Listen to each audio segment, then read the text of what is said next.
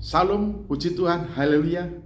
Kita selalu dipertemukan dalam kehangatan kasih kita, Tuhan Yesus Kristus. Kasihnya tidak pernah berkesudahan, janjinya pasti digenapi.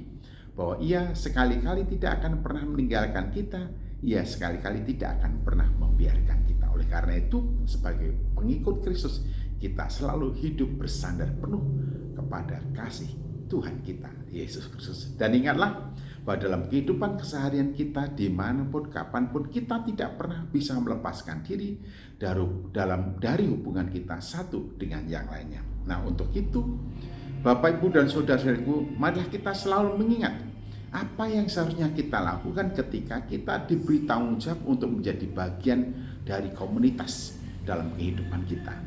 Apa yang seharusnya kita lakukan ketika kita diberi tanggung jawab di dalam kehidupan bersama, mulai dari lingkungan keluarga kita, dalam masyarakat, bahkan juga dalam komunitas orang-orang percaya. Ada 4 hal penting yang patut kita perhatikan di sini. Demikianlah firman Tuhan dalam Efesus pasal 4 ayat yang kedua, yaitu hendaklah kamu selalu rendah hati, hendaklah kamu selalu lemah lembut, dan hendaklah kamu selalu sabar. Tunjukkanlah kasihmu dalam hal saling membantu. Hendaklah kamu selalu rendah hati, hendaklah kamu selalu lemah lembut, hendaklah kamu selalu sabar. 3 hal ini sangat penting sekali dalam menjaga dan membangun kehidupan bersama yang harmonis sebagai tanggung jawab kita, orang-orang yang ditempatkan di dalam dunia ini oleh Tuhan Yesus Kristus, supaya kita selalu menjadi garam dan terang bagi sesama kita.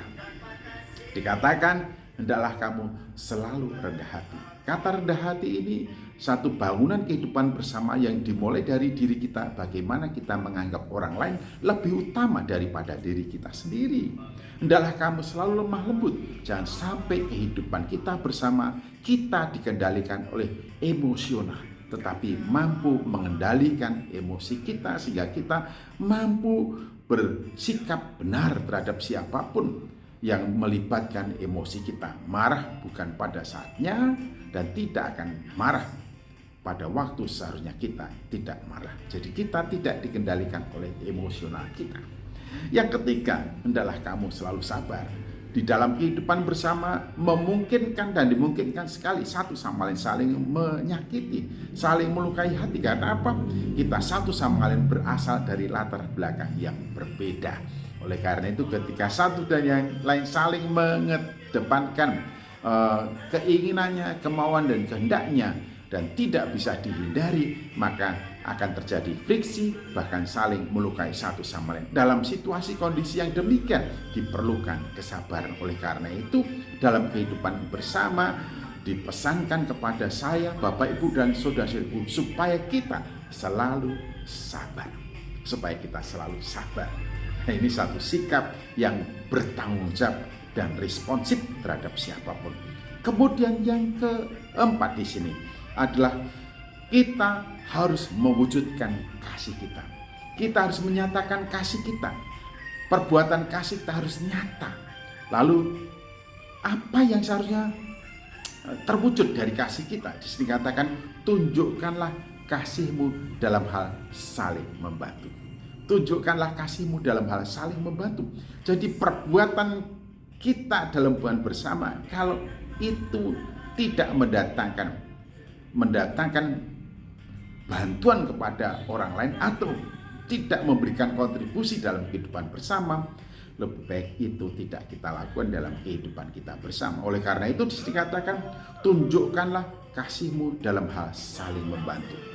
Dalam hal saling membantu, jadi membantu orang yang memerlukan itu menjadi bagian integral dalam wujud kasih kita kepada sesama kita. Bapak, Ibu, dan saudaraku yang saya kasih dalam Tuhan Yesus Kristus, ingatlah, suatu saat orang-orang membutuhkan uluran tangan kita.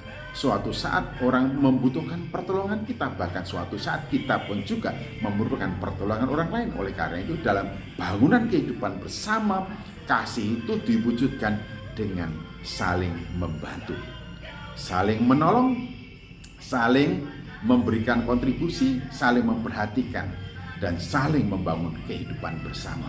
Marilah kita wujudkan dan tunjukkan kasih kita kepada sama kita dengan saling memberi bantuan. Tuhan Yesus Kristus memberkati.